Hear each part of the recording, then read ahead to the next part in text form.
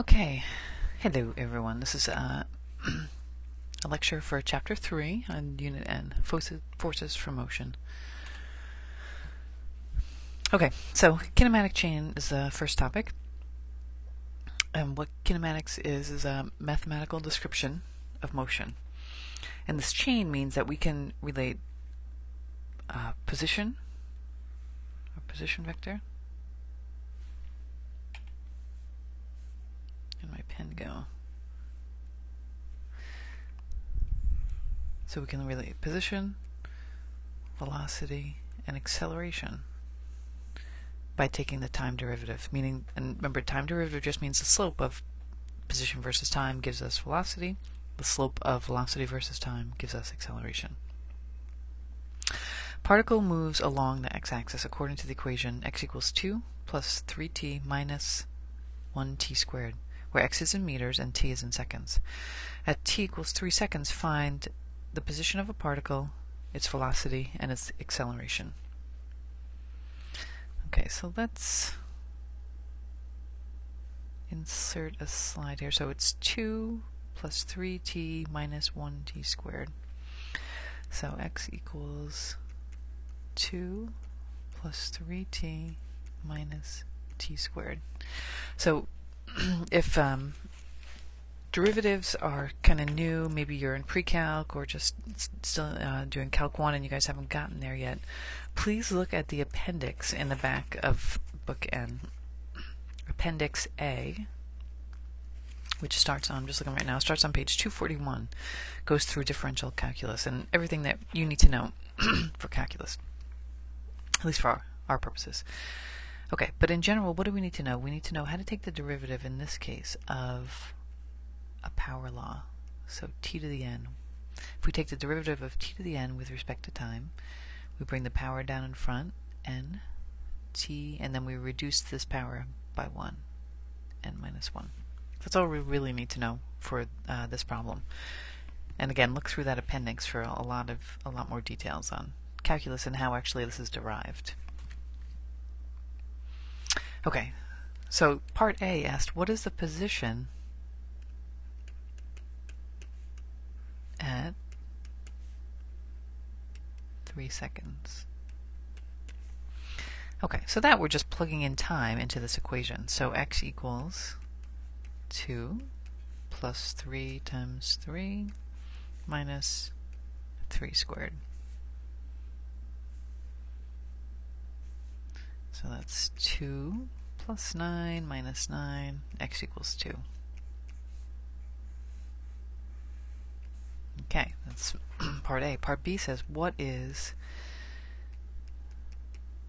find v at t equals 3 seconds.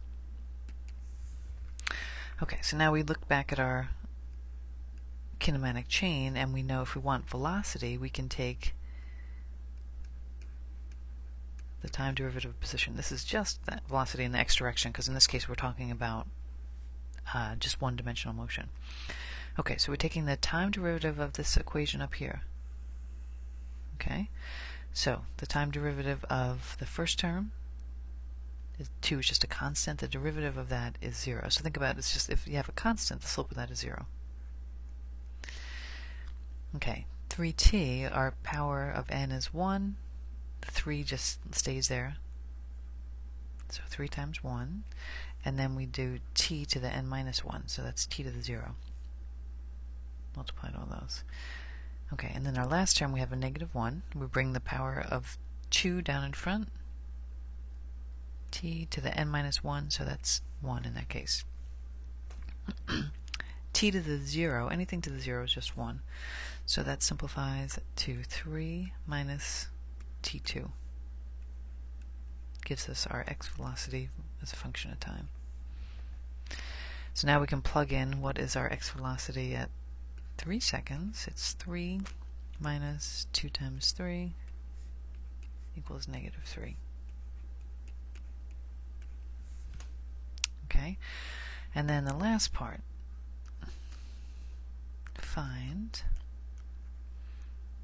acceleration at t equals 3 seconds. So again, our kinematic chain tells us how to do that. If we want the x acceleration versus time, we take the time derivative of our x velocity, which is given here. Okay, so the derivative of the first term, that's just a constant, so the derivative of the constant is 0. We have a negative 2 out in front, and then again, just our power law relation here, where in this case n equals 1, so 1 comes down in front, t to the 1 minus 1 is 0. So we have times 1 times t to the 0, which again is 1. So that tells us our acceleration is equal to negative 2. And our acceleration then at 3 seconds is still minus 2. Right? It doesn't matter what time it is, our acceleration is minus 2.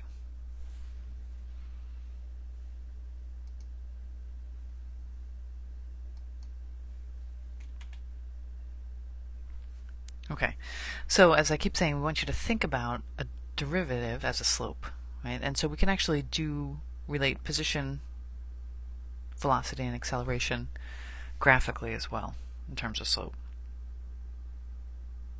Okay, so if we had a sketch just here of position, so r of t versus time. And let's say it looks like something that starts at initial height, or well, let's do it this way. Let's just make it a parabola. It looks like this. Okay. So if we want to know what velocity is versus time, let's draw that down here.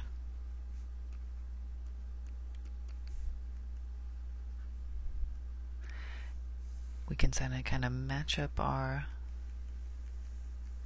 times.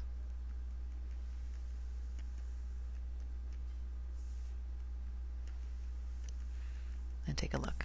So let's look at what's the slope right as we're starting out here. If we drew a tangent line there, it would have a slope of 0.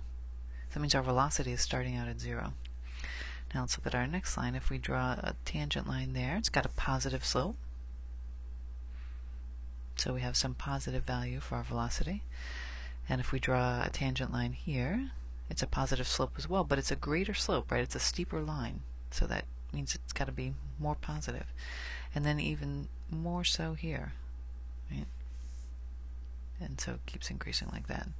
And so if we connected those up, it tells us velocity versus time looks like a straight line with a positive slope. And then we could do the exact same thing for acceleration versus time. And continue our lines down here. Right, and we know acceleration is dv dt. So the slope of this line is telling us acceleration. Well, it's just a straight line, right? It's got a constant slope. You could describe it by the general relation y equals mx plus b, right? So our slope is just constant, meaning that our acceleration is constant. And what is the value of that slope? It's a positively sloped line. So our acceleration would just have a constant positive value. Okay, so we can look at, in the previous problem we used just calculus, right, to mathematically derive velocity and acceleration from our position, and here we've done it graphically, where we just use our knowledge that slope of position versus time is actually velocity, and slope of velocity versus time is acceleration.